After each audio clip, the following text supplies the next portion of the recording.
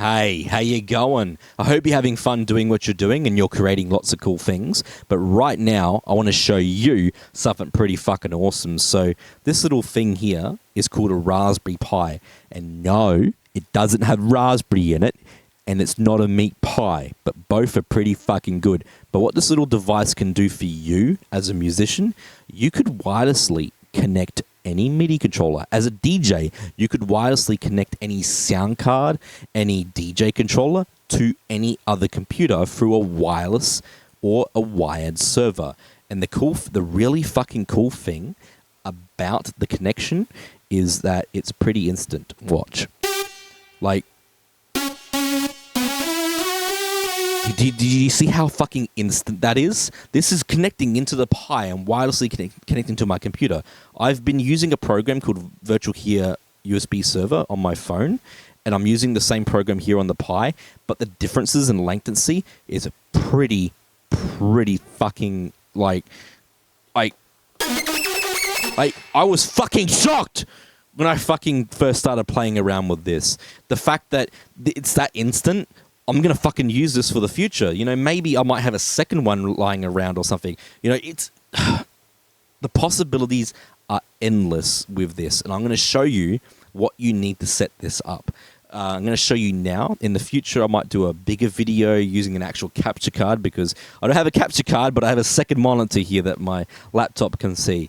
But the first thing, of course, that you're going to need to set this up is a Raspberry Pi, which is basically this little computer board. It's basically the exact same one I have in this case.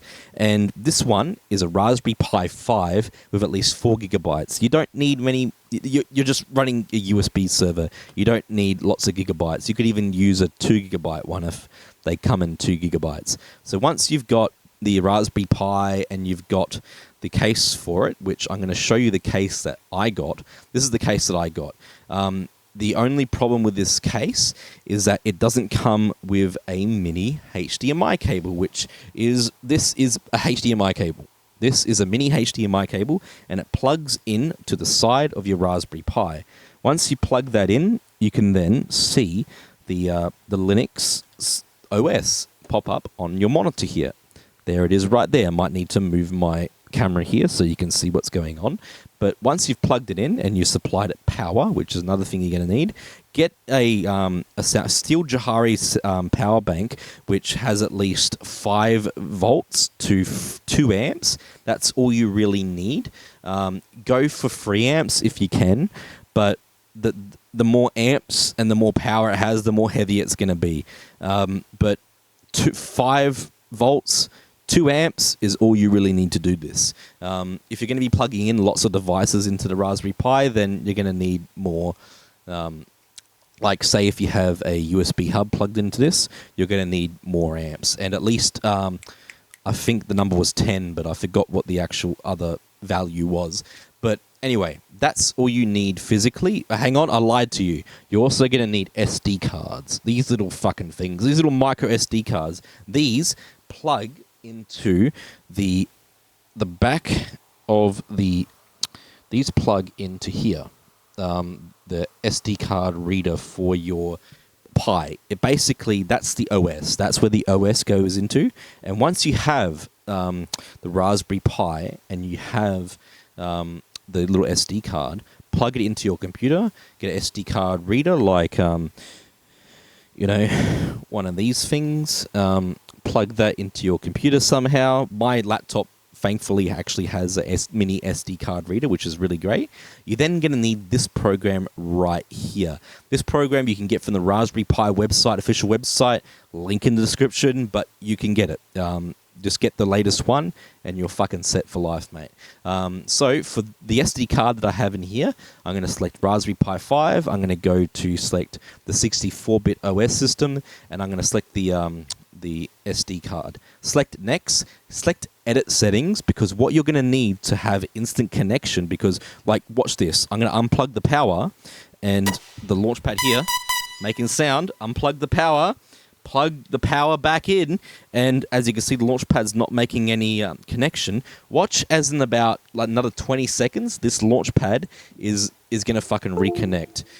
That's the disconnect sound, But in a couple more seconds, once the screen fucking turns back on, you're going to see how fucking, instant this is. So, of course, set up your username and password. Set up the correct time zone. That's the correct time zone that everyone should be using. Even, across the world, that's the only time zone you need. And then select this little button over here called Enable SSH. That will instantly log into the device for you. Once you have that set up, you then click yes, but I'm not going to click yes because this is an SD card that's already been set up. Let it set up, let it do its thing, and you've got the SD card, plug it into your Raspberry Pi, and then once the Raspberry Pi turns on, which it should have turned on by now. There we go. Fucking wait for everything to turn on. You'll see a bunch of messages pop up here. Hang on, wait for it. It should instantly connect. Let me just wiggle this cable. That's the only limitation, is the cables. And that's the limitation I'm going to have to fix in the future. But once it turns on and it connects to your network, it should have taken only 30 seconds. Well, there you go. It actually connected. I just had to reconnect it. It was the cable that was fucking up. Ram bam, I'm connected again.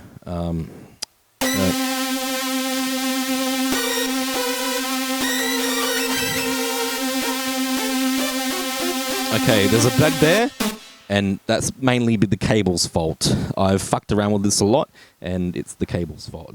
It's not me, it's the cable. So once you have the Pi set up and you've got the SD card in it, what you're going to need next is a little program called Virtual Here USB Server, and here is the website for it.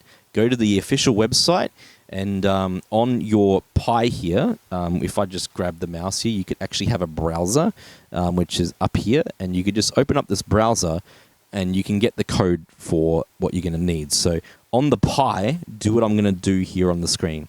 Go to USB servers, click Linux USB server, go down here to the GitHub, go into there, and copy this into the CMD part of Linux, which that looks like this. It's basically if you're a Windows user, it's the CMD part. Once you're in there, you basically paste the code into that little device, and it's set up. It will set it up for you. It will set it up. Like I was amazed that it set it up, so I don't actually have to. I didn't have to do anything. It was just it ran its code, and it was set up for life. All I have to, if I don't have to have this plugged in anymore. Whenever this is depowered and I power it back up again, it instantly connects. I just unplug it, and watch in 30 seconds it will reconnect. So once you've got that set up, you're going to need to go back to the Virtual Here website on your main computer. You're going to need to go to Client, and then download the client on your Windows or your Mac computer. If you're using Linux, that's up to you. But yeah, once you have that set up on both devices, you then go down, you then find the Virtual Here USB server thing, which is that's it right there. This is the program. This is the client program on your computer. Once you launch this up, you then click You then click on the device that you want. Click Auto Use Device, and you've instantly connected to it. Every time this unplugs and then plugs back in, it will instantly connect to it. Now, in Ableton, you're going to have to set up the Midi settings, which is pretty fucking simple, and I'm going to show you that right now. Just go to your options, go to preferences, select your Midi devices, which is, as you can see, I fucked around a bit here with lots of Midi devices. Select the Midi devices, turn them on with these buttons down here, and you're fucking set for life, mate. You can connect this launchpad up. You can connect anything up into Ableton. Or if you're using a DJ controller, instant connection, right? Another function which I've just realized, right? I'm going to be really stoked if this actually works. And we're going to click show. I'm going to click this USB receiver here, which should be this extra mouse. So I'm going to click use this device. Are you ready? You ready for this? It works! And it's fucking instant too. Fucking watch. Oh my fucking god. Yeah, you could have an extra mouse plugged in if you wanted to. You know what I could do, right? I could have this USB server plugged. Let's say if you have like 2 computers in front of you, and you just want to be like, okay, I only want one mouse and keyboard. All right, this computer's taking control of this mouse and keyboard. The possibilities with this fucking little device are endless, and that's all you need to set it up. Right? It took me an afternoon to learn this. And all I need to do right now is save up money, because I've already spent it all on these things, and get someone to 3D print me a custom case for the Launchpad. I'm probably going to go buy one of the newer Launchpads for this and get these things plugged in together.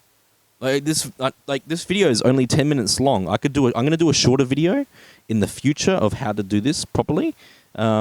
And with a capture card, because you're going to need that. But there are other videos out there on YouTube that you can go to learn how to do this. Just go search up how to set up a Pi. You know, they'll show you exactly what to do. But the fact that I could just run around with a Launchpad and play a song, you know, just press play here.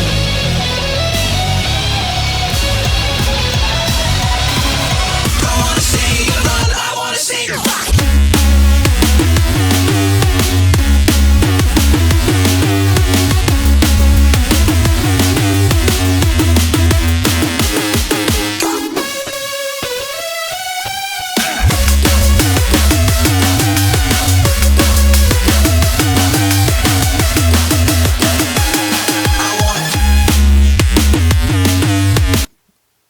Fuck me, Dad. Now, just imagine me running around on stage with that. Like, it's gonna be fucking fun. And if you want to see me fuck around with shit like this in the future, hit that like and follow button and share this with your friends. Because if you have friends that want to do cool shit like this, then follow me. Get them talking to me. We'll do some fucking cool shit. Epic poggers.